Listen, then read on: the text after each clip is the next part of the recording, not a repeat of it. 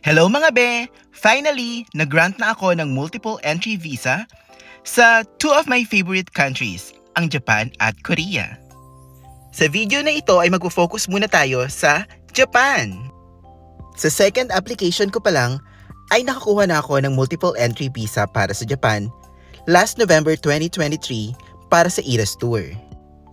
Ang first visa application ko sa Japan ay noong August 2023. Pumasok ako sa Osaka, Japan noong October 2023.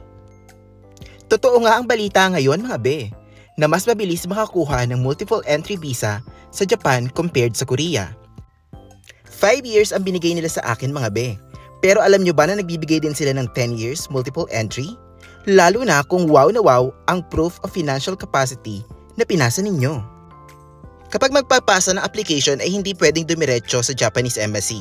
Kailangan ay sa kanilang accredited agencies. Ako ay nagpasa sa Attic Tours sa may Mega Mall.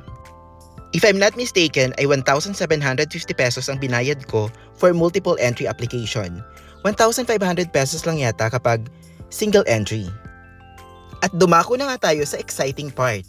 Ito na ang mga requirements na pinasa ko. Syempre passport, pero sinama ko yung old passport ko para makita nila yung travel history ko. Japan visa form na dapat no erasure at naka-NA ang mga blanks.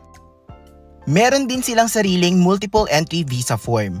Meron kang 4 na selection doon. Ang pinili ko ay yung number 2, a regular employee by one of the following enterprises. Ang sinelect ko naman under nun ay yung one of the top 1,000 Philippine corporations in terms of gross revenue kasi sa ganung company ako nagtatrabaho. Just select lang what is applicable to you. Tapos maglalagay ka ng reason sa baba kung bakit gusto mo ng multiple entry. Ang nilagay ko rito, I want to experience all the seasons in Japan, explore different places, and eat different kinds of Japanese foods, etc. Next naman ay ang itinerary. Meron din itong form. High-level details lang, hindi kailangang detalyado ng mga pupuntahan ninyo sa bawat araw na stay nyo sa Japan.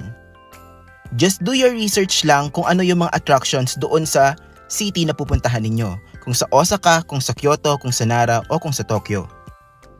Kung first time applicant ka, kailangan mo ng birth certificate. At kailangan yung kopyang ipapasa mo ay hindi yung lumang kopya na. Kailangan within 1 year of your visa application, nakuha mo yung birth certificate mo. May way sa Japan para malaman kung luma o bago yan. Susunod ang bank certificate. Hindi na need magpasa ng bank statement kung nakalagay na sa bank certificate yung ADB nyo o yung annual daily balance. 6 digits na ADB for more chances of winning. Nagpasa rin ako ng Japan passport size na photo, income tax return, at cover letter kung bakit gusto ko ng multiple entry visa. Yun lang mga be, please like and follow. Thank you!